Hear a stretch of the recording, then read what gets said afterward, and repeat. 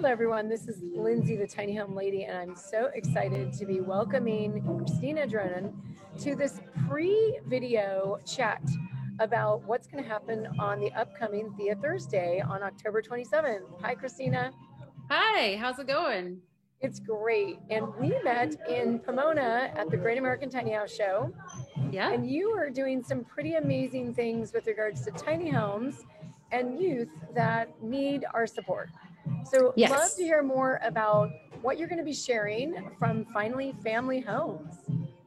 Yeah, so Finally Family Homes is a nonprofit charity organization that works to help kids who are leaving foster care and never got placed in a forever home or family. And these kids become homeless at really high rates, about 35% by the time they are 20 years old have experienced homelessness. Some become instantly homeless the day they turn 18. They get sent out of their foster home to a shelter or the street. And they get targeted by human traffickers. And so we're trying to stand in that gap and make it a life-changing impact. And for us, one of the more powerful ways we believe we can make an impact is by partnering with these young adults, especially the ones who are really, it's just their circumstances. They're working hard, they're going to college, they're putting the effort in, and it's just a hard place to live in LA. And so there's not enough affordable housing. And so building tiny homes on wheels alongside these youth, teaching them the construction skills, giving them that sense of ownership and accomplishment that comes through building to own your own tiny home on wheels is what we believe can really lift them up and out. And it's a unique way to have upward mobility for these young adults. Absolutely. That is an amazing opportunity. I got a call from our vice president of the Tiny Home Industry Association, which is Zach Giffen, also Tiny House Nation superstar, builder, Zach Hack, you name it. And he really called me one day. He's like, what are we going to do with kids that are aging out of the foster system? And I didn't even, know to think about that. And actually, There's another group out in Colorado it's also tiny homes and doing something similar. But what I love about, you being part of the Tiny Home Industry Association is we like to highlight our members. And I will say that we have not featured any nonprofits, and that is going to change.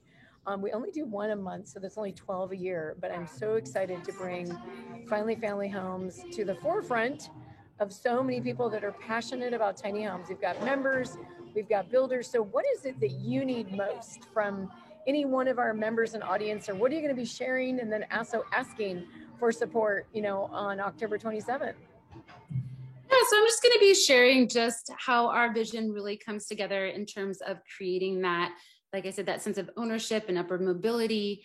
And I'll be sharing a little bit about how we piece together what we're doing and how we're doing it, how we were able to work with some new zoning that happened in LA City, where you can park in LA City backyards, and to really kind of just stand in that affordable housing gap. And we're just at the beginning of our first tiny house, so we have a lot to learn, and we've learned a lot, even just getting to the point where we're at. But it takes a lot, sourcing materials, figuring out the design, and for us, we had to think about unique situations where it's like, this really is not necessarily like a dream home, it's a starter home. And so you have different goals with that. And I think that's something that's unique in the tiny home building community is finding that balance between, making sure you're really being affordable and being appropriate for what the house is versus, some are dream tiny homes with, marble and,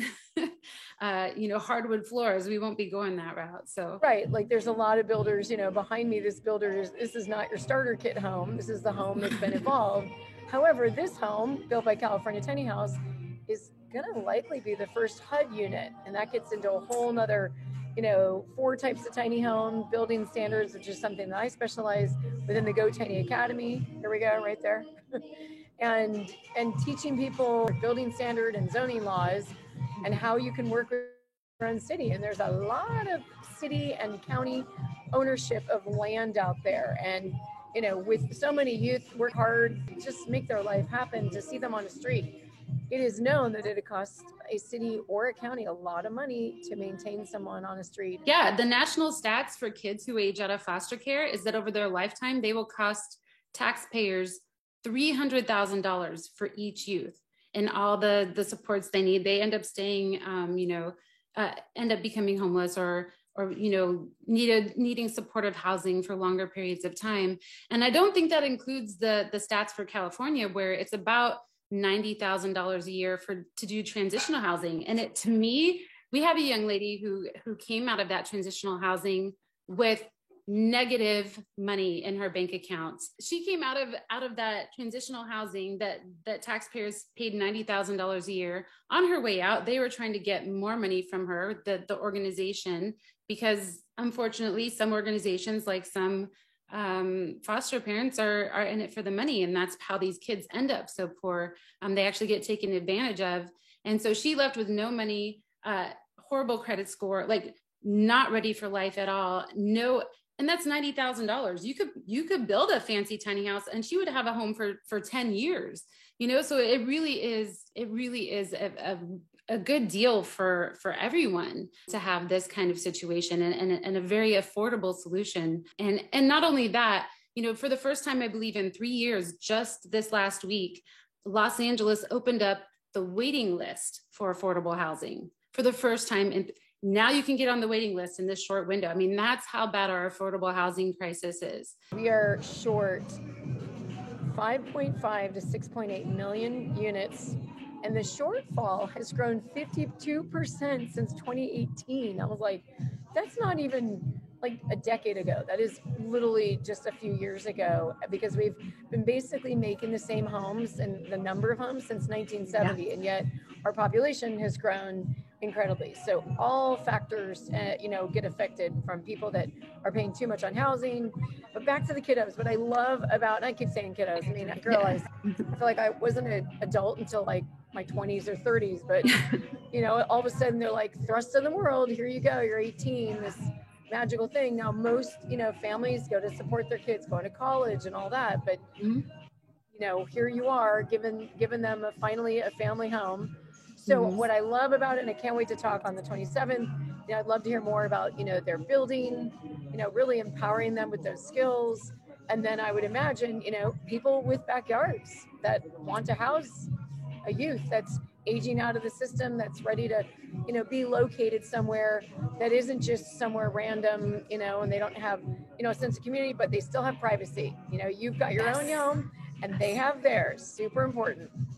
Absolutely. Yeah. And that's something that we are finding the youth value a great deal. They've always been in someone else's space. And so having their own space is really an important and powerful experience for them. And then the same for, the families. When you have a young adult, you can't just, it's hard to lay down the law about being in a house.